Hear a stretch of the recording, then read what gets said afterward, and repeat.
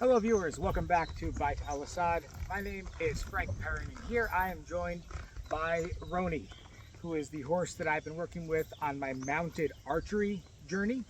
And today we're just here at the ring preparing for an upcoming postal course that we have Sunday called the Mamluk. And while I was here, I figured I would show our viewers some of the basic positionings of mounted archery. Now, I am not assigning this to one culture or specific group. Yes, my background is in Persian shooting, but you see a lot of these positions appear across many cultures.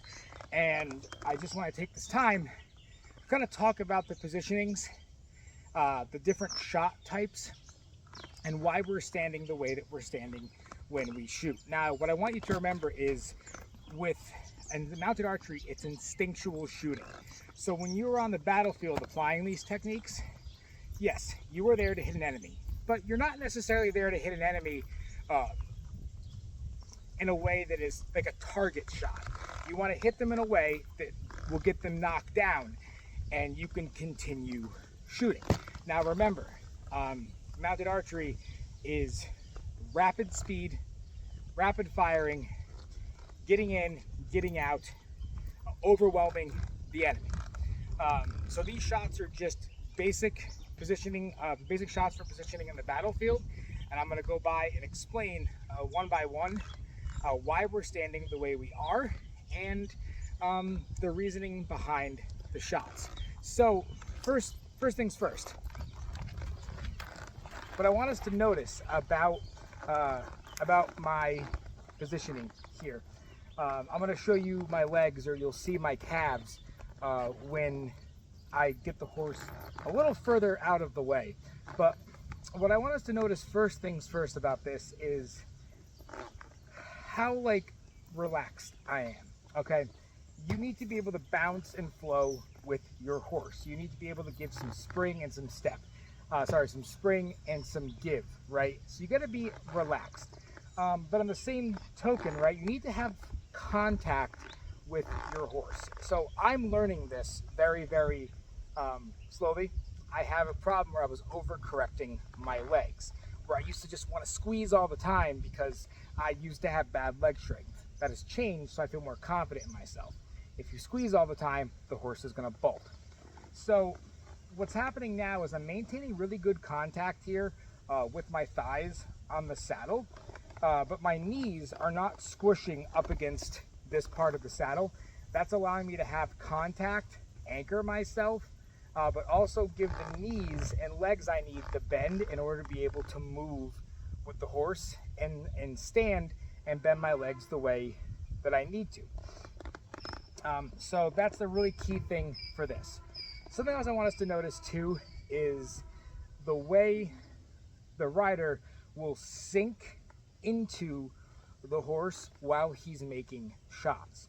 So for example, there's your standard positioning when you are, standing in the saddle and you are going for a side shot right here, right? Everything's pretty neutral, everything's pretty even. See, I have a nice arch in my back, my chest is up tall, right? I'm shooting. I'm not sinking any which direction, right? Because I'm firing directly off my hip, which is making a pretty straight line target, good body mechanics. However, if I want to shoot forward, just standing that way, right, isn't going to do that great of a job of keeping me aligned, right? This bow is not coming off of my hip. It's not very comfortable. Right, and just turning it also doesn't quite feel right. And when you stand up for back shots as well, that also isn't very comfortable. It feels twisted, it feels contorted, it feels torqued. So when I get the horse out of here to start showing you how to do different kinds of stances and positions, you're going to see how my lower legs are going to change.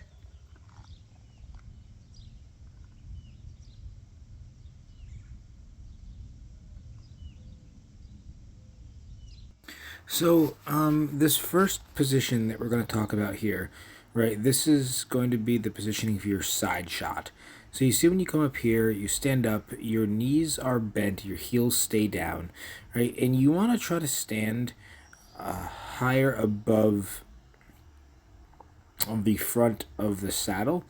And this allows you a really strong base where you can stand up, plant yourself, and then still be able to draw your bow directly off of your hip and aim to the side of you. So this is going to be used right when you have another horse passing you on your left, right? Maybe there's an enemy on the ground.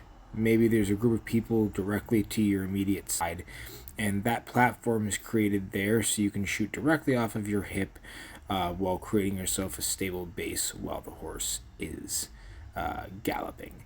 You also do not want to be delivering this shot from a trot. Sorry, you can shoot from a trot, but you don't want to be shooting your shots while you're posting, because then you don't really have stability, and your arrow could kind of go flying really at any moment if you're trying to post from shoot from a post.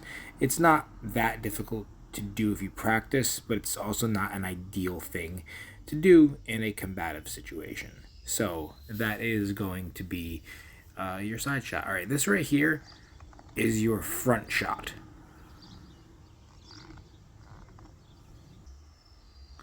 So what I want us to know here with the front shot that I did is when I stand up, my left foot turns out.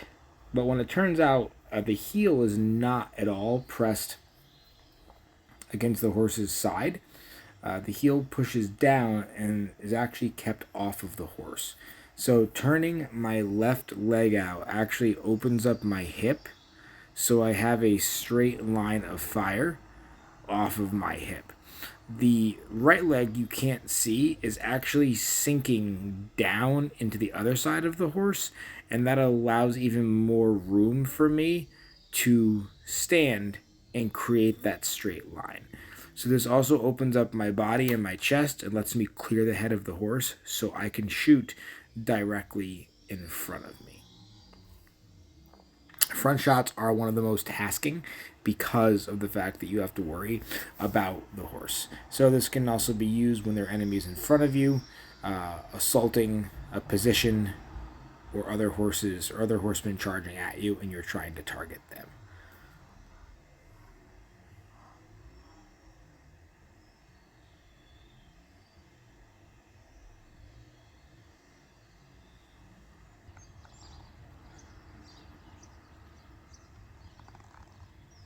And finally, what you've got here is probably one of the most famous shots, the Parthian or the back shot. The Parthian shot originating in Iran, originating in Persia. In this position, you apply similar principles to that of the front shot, where you want to get a straight line off of your hip. So here, when you sink your right leg down to the side of the horse, you're actually making it so you can rotate at the hips. And you don't have to tighten your chest up in order to shoot. If you weren't doing this, you would have to shoot from your chest, which is uncomfortable. Here, I can really open up my hips and draw back while keeping a straight line off of my left hip. It's a classical shot, good for retreats and enemies that might be following you, or maybe you are making a circle around, or you are returning to the fight and trying to take as many people out as you can before you turn around. It's one of the most difficult to land when you are actually shooting, because naturally you want to always look forward during this. It's a matter of like safety.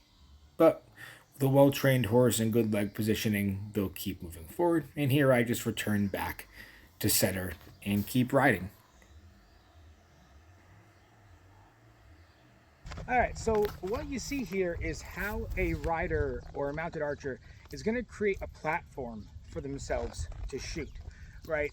And how these different positionings here are going to give you the best skeletal alignment and ability to make a shot in a straight line, right? When you are not taking these positions, your shots are not going to be as accurate. You're not going to be able to get as good of a draw, making use of all of your skeletal alignment, all your muscles, right, in a way that you're going to be able to make the straightest shot possible to your target. Again, could you do all of these in a neutral standing position like this with your heels down nice, chest up? Yeah, you can shoot forward, you can shoot back.